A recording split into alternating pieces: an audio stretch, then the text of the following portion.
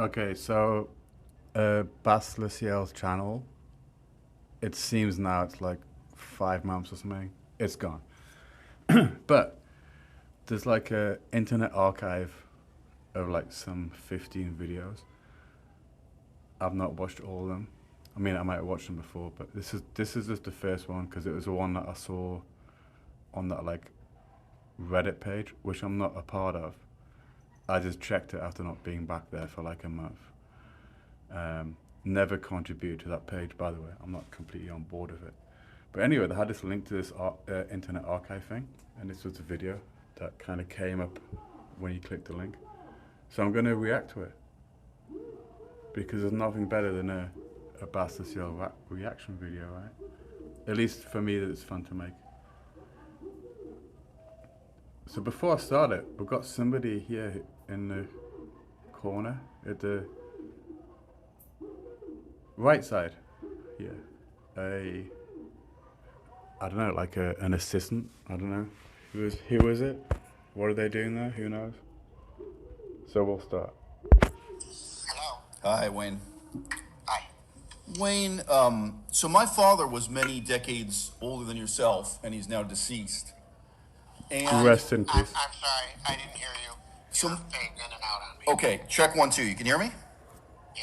Okay. Check 1, 2. My Respectful father, cheers. who's now deceased, was several decades older than yourself. And a lot of what I had to explain to him were really generational differences in employment, education, and opportunities. What's interesting there is a word was used that I had to explain to him. Like, obviously, I had generational differences with my dad and my choice of jobs and career and whatever you call it, like direction in the work life or whatever, you know.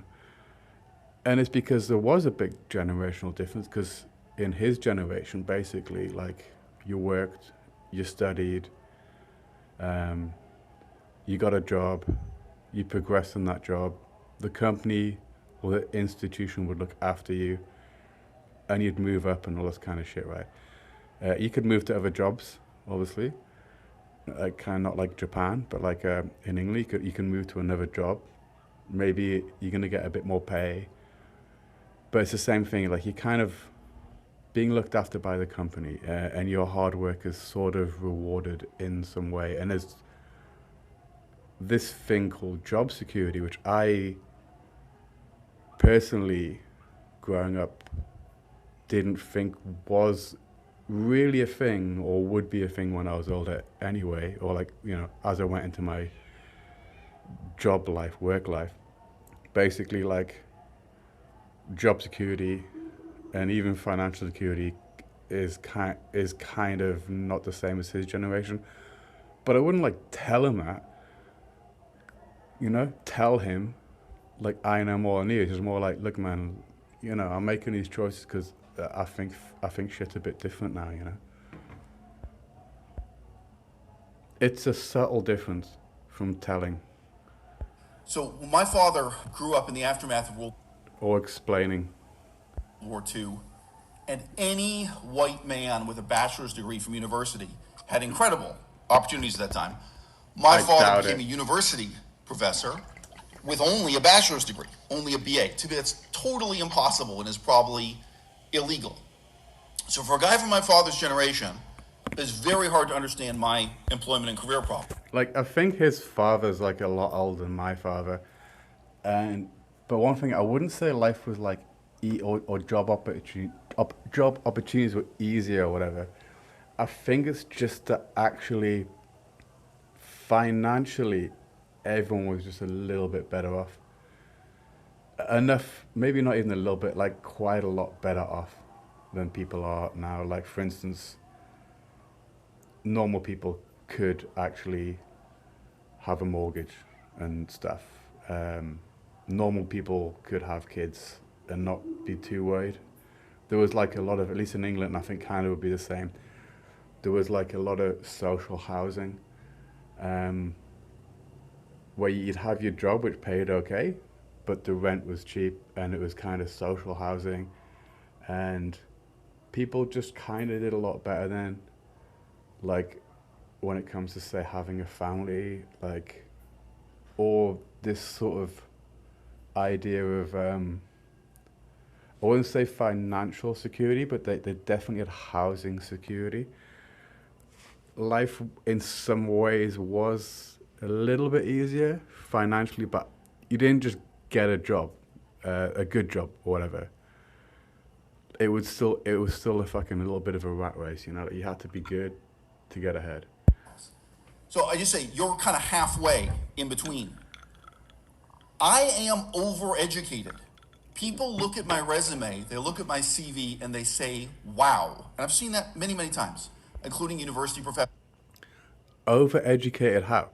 Do you mean like overeducated in the context of the jobs you're applying for?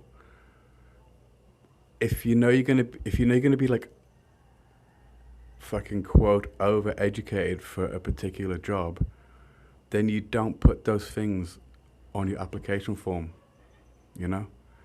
Like it's as simple as that.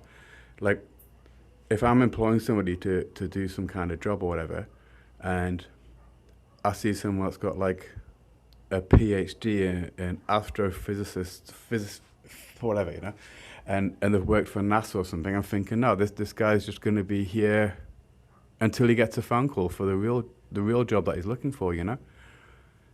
So if you're in that position, you don't put that shit down on your fucking CV. You don't mention it. That's not rocket science, is it? I've had all kinds of people say, oh, wow, this is more impressive than my PhD students. There was one professor here who I was applying to just start a BA, to start at the lowest level. I was applying for the same position as if I were straight out of high school. And the professor read my CV and he responded to me, I'm sorry, I can't employ you here as a professor. Like he assumed I was applying to actually teach at the university. So the most fundamental misconception you have about me is that in Canada, which I have a Canadian culture, Canadian economy, is that it is even an option for me to get a job at a grocery store, for me to get a job dealing cards at a casino. No, bullshit. Sorry. If you don't get a job at a, say, like a grocery store or whatever, maybe it's because you fucking put loads of shit on your CV. Don't put all that shit on your CV.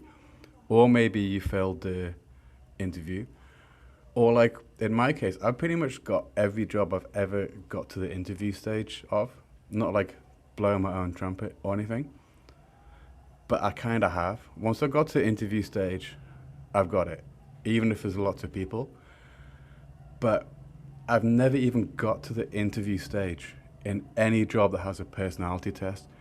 And a lot of supermarkets are owned by American companies, like grocery stores, I guess supermarkets in Canada, right? Owned by American companies, and they do personality tests, right? And I'm guessing maybe he has the same problem I do. Like whenever I do personality tests, it like kicks up like 100 red flags, and I couldn't get a job fucking doing anything with a personality test, like shoveling pig shit. I wouldn't get it. Not that shoveling pig shit's a shit job. For me to get a job, a minimum wage job of any kind. And again, you may not know this about me, you may have forgotten this about me. I have applied for many, many minimum wage jobs. I have within the last 1 year, but I have over decades too, like a longer term in my life. So people in Canada will not employ me, for example, to work in a factory scale bakery. So this is not a small... Bullshit. I've worked, I wasn't working in the factory scale bakery as like a baker. I was working as the person when the machines were down to clean all the gunk off them. But I've worked in factories that are very similar. Anyone can get a fucking job there. Literally anyone. What they're looking for is, can you fucking hack the pace? Can you keep up? Can you handle the hell that is an industrial food factory? I'm not lying. People would, one of the places I worked, like topping pizzas and stuff. I didn't last that long. I was waiting for another job, right? But four people would start every 8 hours, because these factories don't close down, man. Every 8 hours, 4 people would start because 4 people would quit. That's what it's like. They'll take fucking anyone. It's just, can you keep up? Can you handle the hell? And it's hell. Mom and pop shop. This is a factory scale bakery that says as a warning, the majority of our employees speak Chinese as a first language and can barely communicate in English. So that's the kind of factory we're talking about. And here I am applying, saying, hey, look, I'm a university educated white guy. I can actually speak Chinese. I can read and write Chinese, and I'd enjoy that. That'd be great for me to work in this factory. Minimum wage job.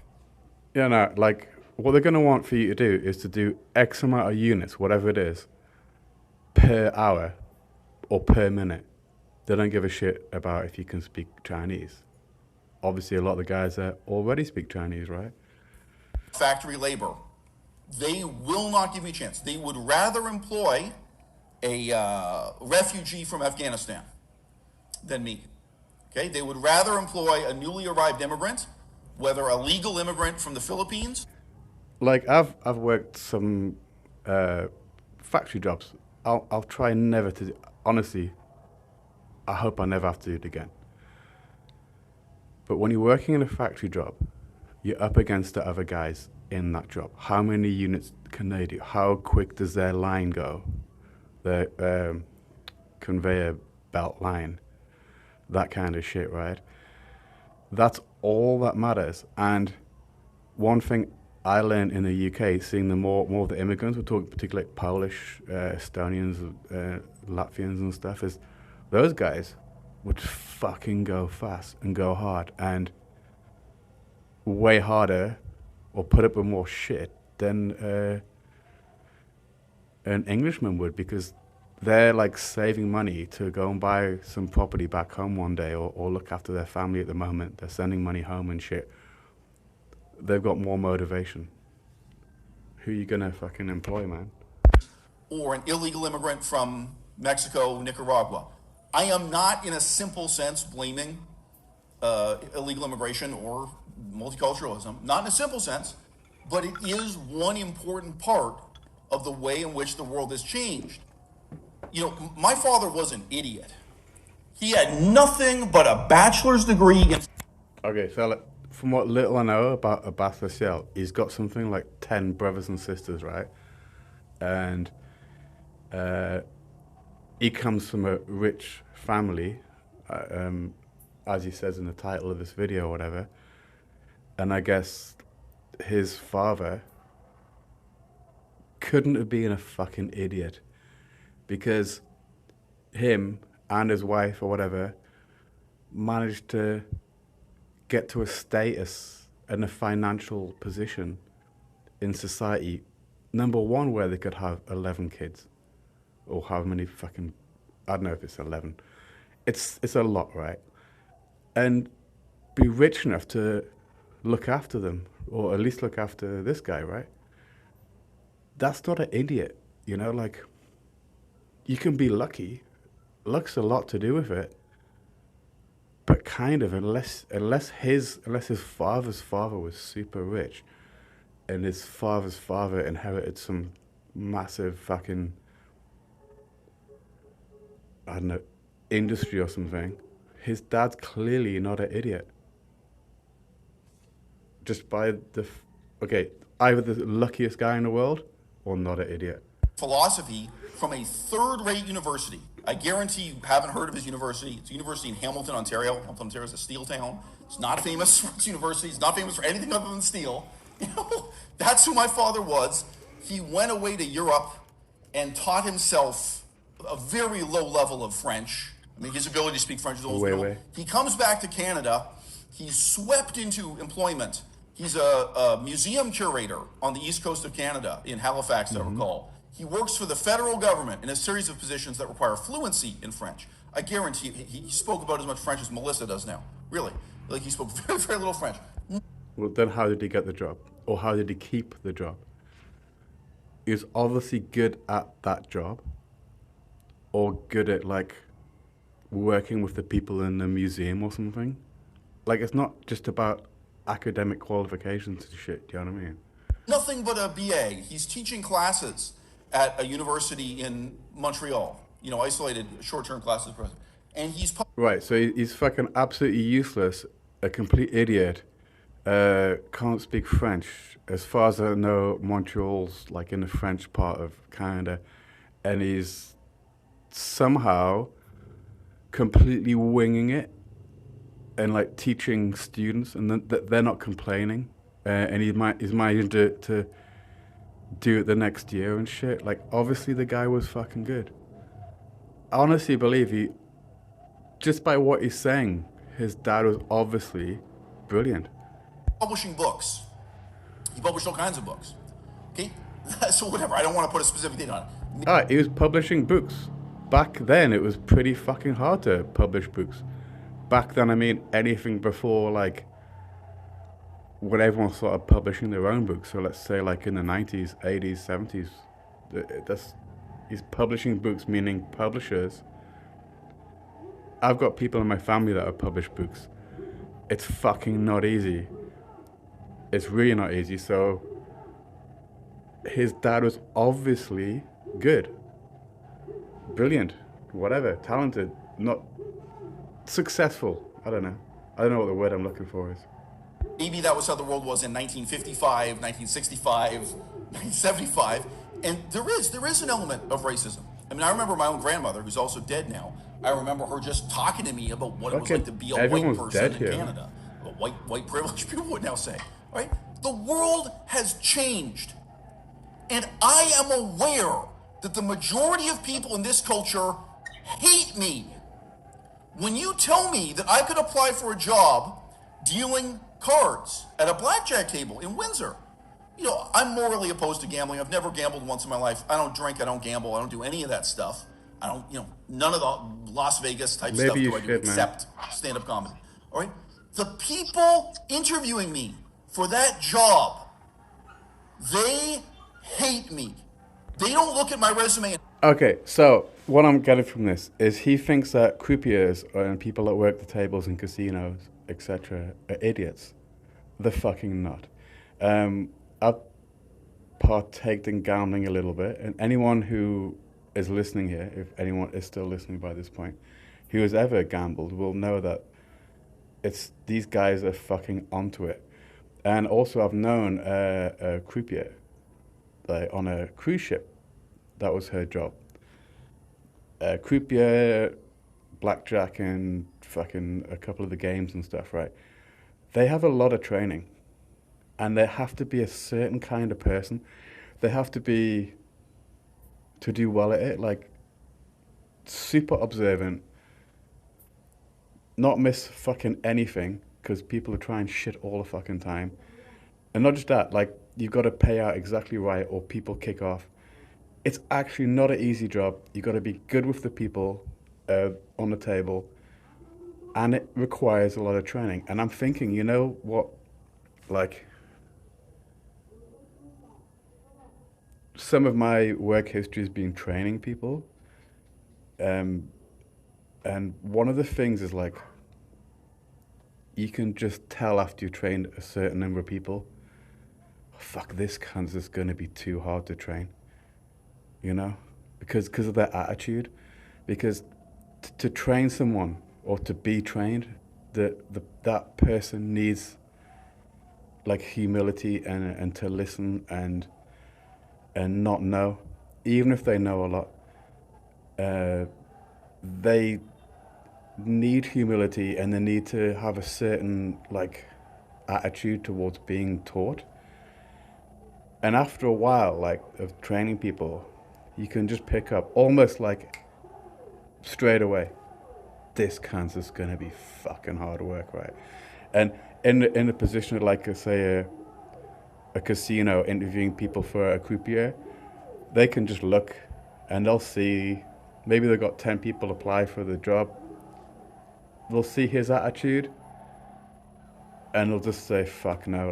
If he'd come when I was training people, it was a little bit different because it's kind of a little bit hard to turn people down, but you could maybe say, I don't want to train this person, someone else can. But when it comes to, like, a actual job interview for being, like, a croupier, where they know they're going to have to train this person, they're just going to look and his attitude and go, nah, fuck that. Next. And positively value anything there. Okay? A very small number of highly educated people look at my resume and say, wow, you did research into corruption in the healthcare system in Cambodia? Wow, you taught yourself Laotian? You published peer-reviewed articles about this ancient language, and at the same time you were doing modern politics? Wow, this is impressive. It is impressive for someone who can appreciate it. And I have unique potential to make a difference in the world under a number of headings. But I'm not a delusional egomaniac. Yeah, we've all got potential to make changes and shit. What matters is actually what we do. Did I make a change? Did I do something? Or did I bitch saying that I could have? Sorry, it's just annoying me. I'm sorry, I'm getting annoyed. No, when I walk into those job interviews for minimum wage jobs, I know how much those people hate me. Okay? They will not hire me to be a bartender. They will hire a pretty teenage girl with Okay, I've done bartending quite a lot in my early days. Yeah, in certain places, certain bars, you're not going to get a job because they want a pretty bartender because that makes more money. In other places, they will hire you. It tends to be on a kind of like, okay, we'll give you like 2 weeks or 3 weeks, see how you go, right? And what they want is someone who is obviously honest, doesn't steal, and who can kind of handle the busy time and like talk to the guys during the off time, like make them feel welcome so they stay around and shit, right? Like, I'm not like super talented in that kind of shit, but I can do it. What they don't want is someone that thinks being a bartender is a shit job. And it seems like that's your attitude. Like, being a bartender is like a piece of shit job. Being a croupier is a piece of shit job. Only dumb cunts do that, right? No, anyone who thinks that should go and actually do it. He's obviously not done it. If he'd been a croupier, he'd realize it's fucking not easy. I've not been a croupier, but I've known him. He would realize that you're not a dumb cunt doing croupier. If you'd been a barman, he'd realize it's actually not like the easy job. It's not. You're not just fucking pulling pints, you know? But true, yeah, like a hot chick's gonna get the job in some places. I get that. But if she's still shit at her job and she's not good with the customer, she's gonna be gone. shit for brains. Failing that, I mean, I'm just being honest with you. I think it's very hard to get a job as a bartender as a man. Very hard to get a job as a bartender as a man. Let's just go back a little bit. To be a bartender, they will hire a pretty teenage girl with shit for brains.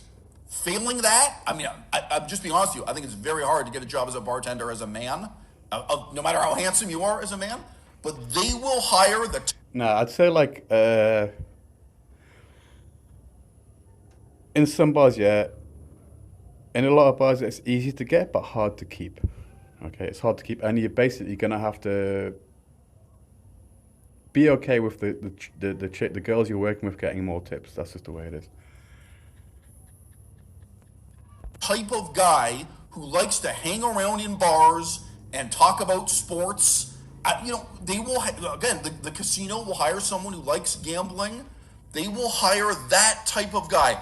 And say, no, they'll hire someone who can actually handle being a fucking croupier or running the tables and shit, which not anyone can do. He's got this idea, because he's never been to a casino, obviously, that croupiers are fucking idiots. Casino workers are idiots. It's like, fuck, man. Even a factory, even a bakery. I couldn't fucking work in a casino. I don't have that kind of mind. You have to have that kind of mind, like this particular kind of mind. Also applied here for a baking position just in a local grocery store. None of those positions will ever give me a chance because I'm overeducated. No, okay, I think if you want to understand this video so far, imagine you watching this, right? You're the interviewer. You're the interviewer, right? For a position. And you're looking over, and here's this guy, and he's talking to you. All what he said in the last, whatever, fucking 6 minutes, right? He said in the interview to you. Are you going to give him a job? And this is basically what it is. I think he's just got shit interview skills because he's comes in hard and has this attitude. They want a high school dropout. They will rather hire someone who's just been released from prison than me. Okay? That is the situation I'm in. And I'm completely open to the extent to which I'm a bad person as a result. I don't care if you perceive me as a bad person. I'll tell you two things about me. I'm born rich and I'm fucking brilliant. That's better than being poor and... That's great. Like, you're born rich and you're brilliant. So, honestly, like, unless you're going to be applying for, like, jobs that you see, like, as beneath you, obviously, by your attitude, you should be doing these jobs to learn something, you know? Okay, I'm going to go and work in a bar to learn how to deal with customers and drunk people and a team of people and that kind of shit, right? Or I'm gonna learn to be a croupier, so I can like learn whatever like mentality and detail they have and the kind of fucking crazy shit that these kind of people have. Unless you have that attitude, there's no point in even having these jobs if you're born rich, right? Fuck it. Why bother? Like, life's short. I wouldn't bother. High school dropout. They will rather hire someone who's just been released from prison than me. Okay? That is the situation I'm in. And I'm completely open to the extent to which I'm a bad person as a result. I don't care if you perceive me as a bad person. I'll tell you two things about me. Like, just imagine now, right? This is still the monologue where you're the interviewee and this interviewer, you're the interviewer and this interviewee is still going on. Like, you've asked the first question, like, why should I give you this job, right? And he's still going. I'm born rich and I'm fucking brilliant. That's better than being poor and stupid. So I can't really sit here and weep my eyes out to you saying, I sure wish I could get a minimum wage job like the poor stupid people. Yeah, but when he's saying the poor stupid people, I don't think he's being ironic. I think he sort of thinks like poor stupid people have these minimum wage jobs. Like anyone in the minimum or like the jobs he's talking about are just poor and stupid. Like, my problem in life has never been that I wasn't smart enough to do anything. Every single field I've been involved in, I distinguish myself for extraordinary brilliance and talent immediately, even compared to other people that are... Except that got a good job, right? I've been in the field for 10 years. That's my experience. I've been all over the world in all kinds of work. And guess what? It turns out, apparently, I'm born into a wealthy enough family, it's not my choice, that I don't have to work. My mother has said to me, I never have to work another day in my life. Well, then fucking don't work, man. Like I said before, like, work can be training, you know? Like, you can learn a lot from work. And if you have that attitude, like, okay, I'm going to go work in a supermarket. And then you'll learn how supermarkets work. I'm going to work in a cafe. I'm going to learn how cafes work. Maybe then, if you're rich, then you can open a cafe. And you've got the knowledge of working in a cafe. It's going to help you. That kind of shit. Do you know what I mean? Like, work can be like paid training, right? It doesn't matter if you need the money or not. The truth is, I'm such an eccentric character. I have continued volunteering for minimum wage jobs, sometimes out of humanitarian interest. There's a tell there, like, volunteering for minimum wage jobs. Like, I'm gonna volunteer my time to you. As an employee, you don't want that. You've got this guy's like, I'm gonna volunteer my time. I don't need to work here. And then you got someone who's fucking just come out of prison, or I don't know, what was he saying before, like high school dropout or something. Who's gonna work harder? Who are you gonna get the most back from investing in them? And if you're investing in that employee, who's gonna get they can kind of do better in their life? Not someone whose attitude is like, I'm going to volunteer to work, you know, with the common people, right? I don't know. The snobby is just pissing me off. Like, this was supposed to be like a funny video, but the snobby is just fucking pissing me off. I got no problem with rich people. I've met and hung around in various things with lots of rich people, like very rich people, and it's all about that attitude. And a lot of rich people are pretty okay, not. I mean, like super rich. I think he's just kind of that level of rich where it's kind of he's like lost. He's kind of lost in the sauce a little bit. Like actually, super rich people seem to kind of be a bit more respectful of lower status people because they've got a lot of staff, under them. What I say under them, like working for their companies and shit. Like they have fucking whatever, like 50, 200, whatever employees.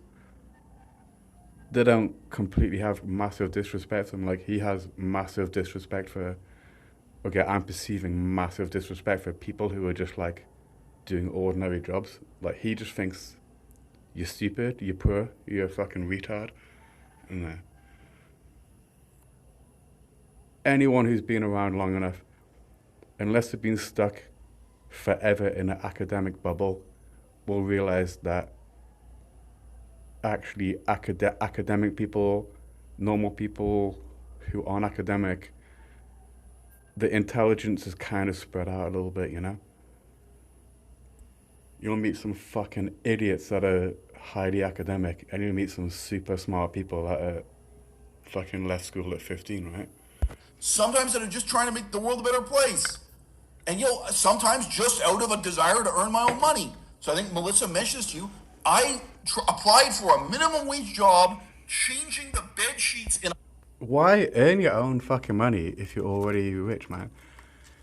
Like, you could become a landlord, Like, even if you didn't have, if you got some money from your parents or whatever, you can use them as guarantors to fucking buy places and rent them out. Canada has had a fucking insane fucking peak or whatever rise in what do you call it, like fucking housing and shit, right?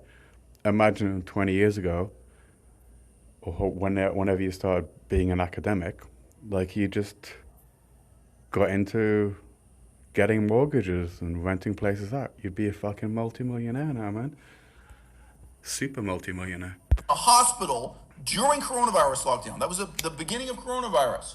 Well, guess what? They'd rather hire someone who can't speak English from the Philippines to change the beds on hospital sheets. They don't want to hire me.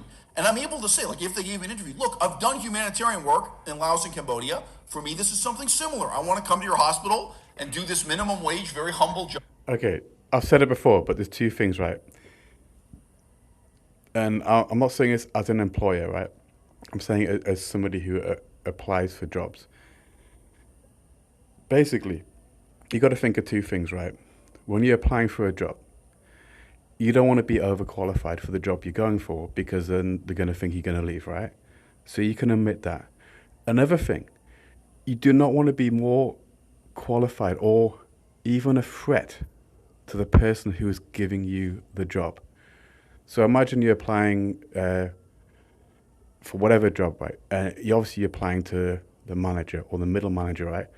And you could actually be better at his job than he is, or you've got more experience, you've got close enough experience, or close enough qualifications, or better qualifications.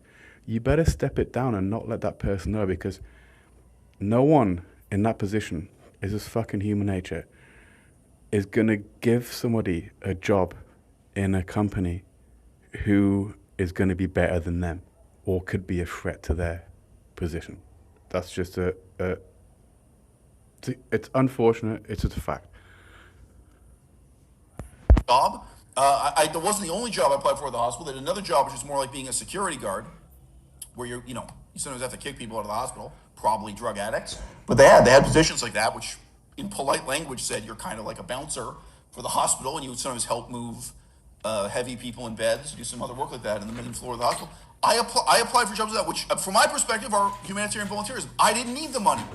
Okay, I don't stand a chance. And the truth is, even when I'm meeting professors from Oxford University, from Cambridge University, they tell me straight to my face, I'm too smart and I'm already too advanced. They only want to work with teenagers who have shit for brains. That's not my interpretation. University professors at elite levels of elite universities tell me that directly. They're like, look, we have nothing for you. Our program isn't for people like. Well, okay, like, so if, let's just imagine you're being gatekept, he's being gatekept from getting into these places. Start your own shit. Do you know what I mean? If this is really the case. If it's like, you're just so brilliant that no one's going to take you on, start your own shit, man. You. It's for teenagers with shit for brains who, are on page 1 of Teach Yourself, whatever the book is. So that's my situation in life. So look, again, I can feel sorry for myself. I can bemoan the disadvantages of it. Guess what? I get to wake up every day as a handsome genius who's born rich. I wasn't raised rich. I grew up poor. After I finished university, my parents either got rich or revealed the extent to which they secretly had been rich all along. I grew up, you can even tell from the way I talk, I didn't grow up rich. I really didn't. That's great then. Like, maybe your parents were kind of trying to, like, raise you a little bit sort of in the hard life, right? Whatever. And then when they sort of said, okay, you're rich, here's your trust fund or whatever, what did you do with it? You carried on in academia, and that's great. But to actually, like, make money in academia is kind of really hard, unless you get to the top of the pile, which, from my limited knowledge, it's not just about what qualifications you get, it's about how you network, how you deal with people, how you behave, and the game, the politics in university is fucking insane, I'm saying maybe a better thing for you would have been to just go into, like, real estate. I didn't have any of the advantages of growing up rich, but my parents tell me I've got the advantage now. So what am I supposed to do? Am I supposed to pretend I'm desperate for a dead-end minimum wage job when I'm not? And I am living in a culture and a social context where I can't get those jobs anyway. You can definitely get those fucking jobs, man. You could go and drive Uber tomorrow, Uber Eats, or you could go work in a fucking pizza shop making pizzas. Just don't tell them that you're a brilliant, rich-born genius who's been to Laos and shit. Just, you don't even need to tell people anything for those jobs, man. Trust me. At the start of the war with ISIS, I applied to join the army and fight against ISIS. I thought that war would go on for 10 years. It did. Hang on. ISIS? What the fuck? Hang on. I hope I don't go too far back, but we'll just go on to ISIS. At the start of the war with ISIS. Which war? I applied to join the army and fight against ISIS. Which army? I thought that war would go on for 10 years. It didn't. It went on for like 1 year. Like the Canadian army. So what, like he's like 40 something now? Maybe he's just a bit too old when he applied if it's like, if he's talking about the war in Syria.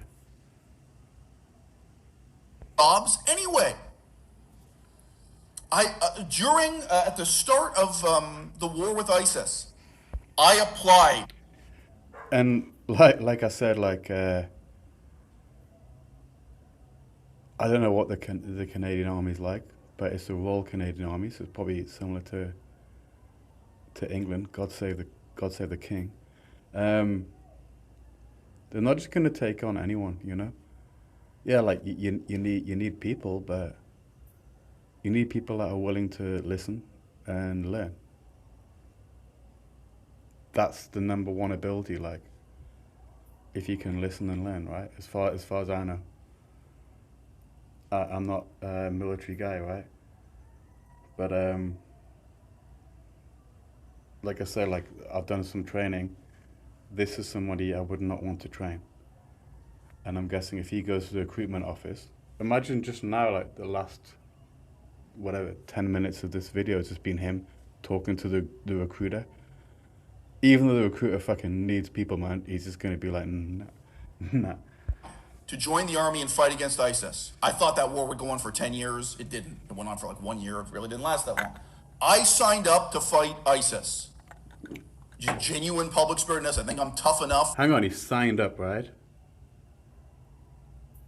He signed up. Okay. Whatever you want to say. You know, I got in line with everyone else. I did the intelligence test to join the army. I did all that paperwork. I went through that process. I am a very unusual character. There's all kinds of work I'm willing to do. And So, like, hang on, like, he signed up and he like failed pre-selection, I'm guessing. the actual humanitarian work I did in places like Laos and Cambodia, yeah, on the one hand, I was hitting the books. I was Did he fail it? Did he fail the physical or the the psychological shit? Like I say, I fail every psychological fucking test ever for any job. Did he fail the psych thing or did he fail the physical thing? hitting the library where I was doing scholarly work. But on the other hand, I was getting my hands dirty. I was exposing myself to danger and inconvenience of all kinds. Frankly, dealing with the mosquitoes is probably more dangerous than being attacked by bandits and robbers and wild dogs. So but I did dealt he do with basic all of training? it. You know, that is the kind of guy I am. Did he get into basic training or did he? I got in line with everyone else. I did the intelligence test to join the army. I did all that paperwork. Did he do I went basic through training? went through that process. I am a very unusual character. There's all kinds of work I'm willing to do. And the actual humanitarian work I did in places like Laos and Cambodia, yeah, on the one hand, I was hitting the books, I was hitting the library, I was doing scholarly work. But on the other hand, I was getting my hands dirty. I was exposing myself to danger and inconvenience of all kinds. Frankly, dealing with the mosquitoes is probably more dangerous than being attacked by bandits and robbers and No, but wild he dogs. signed up, but I right? dealt with all of it. He signed up. You know, that is to the kind of fight guy I am. ISIS. I am someone who's eager for work. But this is the reality situation I'm in. So look, the first thing you said to Melissa, I totally get your sincerity. And Okay, so it seems like we've like lost. He's gone off on it. He signed up, I'm guessing, for the Canadian military to go and fight ISIS, and obviously he didn't end up in the military. Does anyone in the comment section know what happened? Did he get to basic training, or is it basically he's gone and signed up and he's failed the fucking psych exam, or he's failed the physical test, or what? What's happened here, man? I don't blame you. You said straight up, quote, I don't care what ISIL does, close quote. Okay, fine. But then you're not qualified to have an opinion. You've had 7 years to get to know me. You've had 7 years to care. And you never did care. And you made it very clear you're not going to start now. So Like, if I was a Canadian and if I'd signed up for, as you said, signed up to fight ISIS, right? And it didn't work out, and I was making a video about it, I'd probably say why. I watched a lot of Bas Le Ciel videos. I don't remember some video of like why I didn't get in the Royal Canadian, whatever it was, like the fucking Army, Navy, Air Force, or whatever he applied for. I don't remember seeing any video about like why I didn't get in or why I got rejected. He's just saying he signed up. Okay. And then what happened, man? I don't mean to be a cunt, but I'm guessing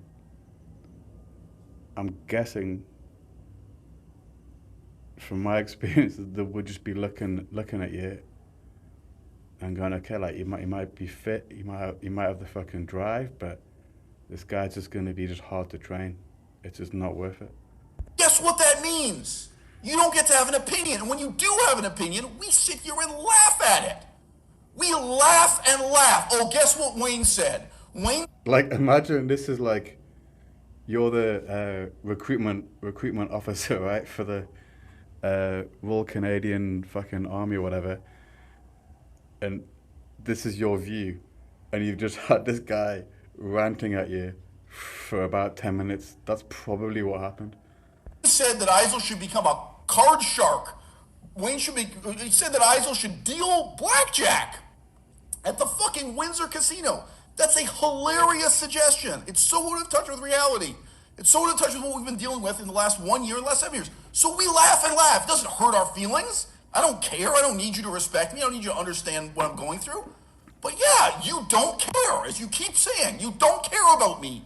You don't care about what makes me special, what my advantages and disadvantages. I'm kind of fucking insane, right? And what I love about watching a Bas Le Ciel is just like he's so insane that it kind of makes me think, you know, I'm actually kind of I'm on a decent level, you know. Are in life. You never have cared. In 7 years, you've learned nothing about me. So that's where we're at today. And you want to front like you know what the fuck's going on. Like your advice is worth a goddamn thing. Well, it's not, Wayne. You painted yourself into this corner. And now you're stuck with it.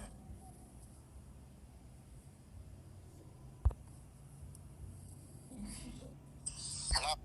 Dun dun dun dun dun.